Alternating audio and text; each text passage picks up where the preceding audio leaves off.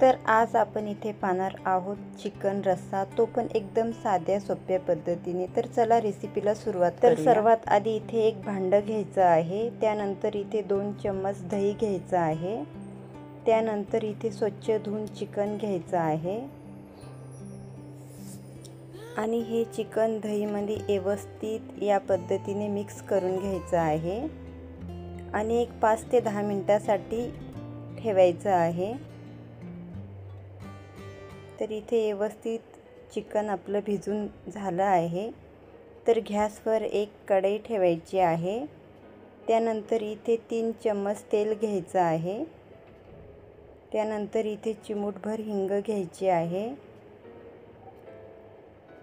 त्यानंतर इथे 2 बारीक चिरलेले कांदे घ्यायचे आहेत। तर हा कांदा लालसर होईपर्यंत मस्त तळून घ्यायचा आहे।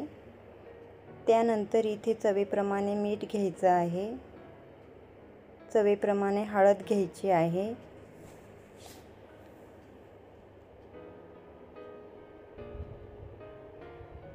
त्यानंतर इथे चिकन घ्यायचं आहे। तर चिकन व्यवस्थित तेलावरती 1 ते 2 मिनिटांसाठी तळून घ्यायचं आहे, म्हणजे परतून घ्यायचं आहे।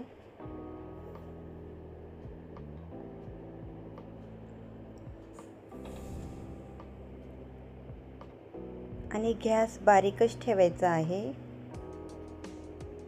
तर इथे 5 मिनिटांसाठी झाकण ठेवायचं आहे। त्यानंतर इथे अर्धा चम्मच धने घ्यायचे आहेत, अर्धा चम्मच जिरा घ्यायचा आहे, 4 ते 5 लवंग घ्यायचे आहेत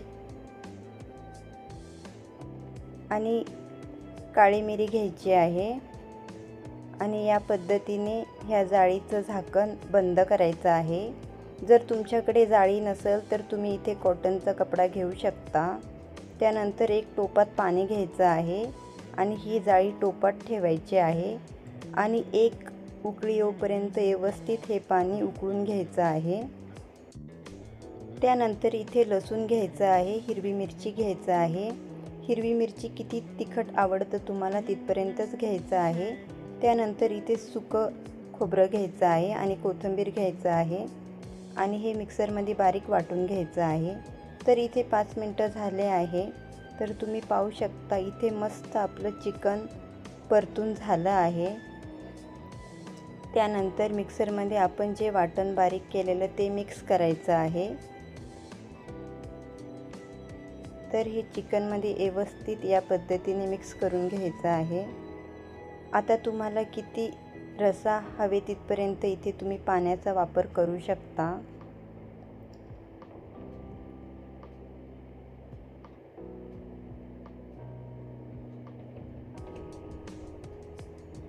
त्यानंतर आपण जे पाणी गरम करून घेतलेलं ते मिक्स करायचं आहे।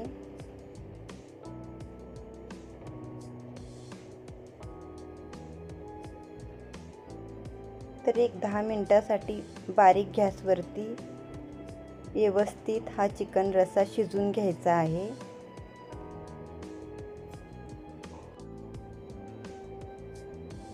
त्यानंतर इथे चवीप्रमाणे थोडंसं मीठ घ्यायचं आहे। तर मीठ थोडं कमीच घ्यायचं आहे, कारण आपण आधीसुद्धा मीठ घेतलं आहे। त्यानंतर इथे अर्धा लिंबू पिळून घ्यायचा आहे।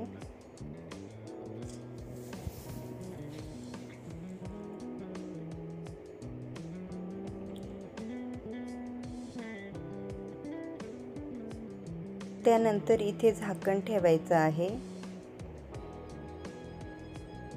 तर इथे 10 मिनिटं झाले आहे। तर झाकण काढायचं आहे। तर तुम्ही इथे पाहू शकता एकदम मस्त चविष्ट असा आपला चिकन रस्सा तयार झाला आहे।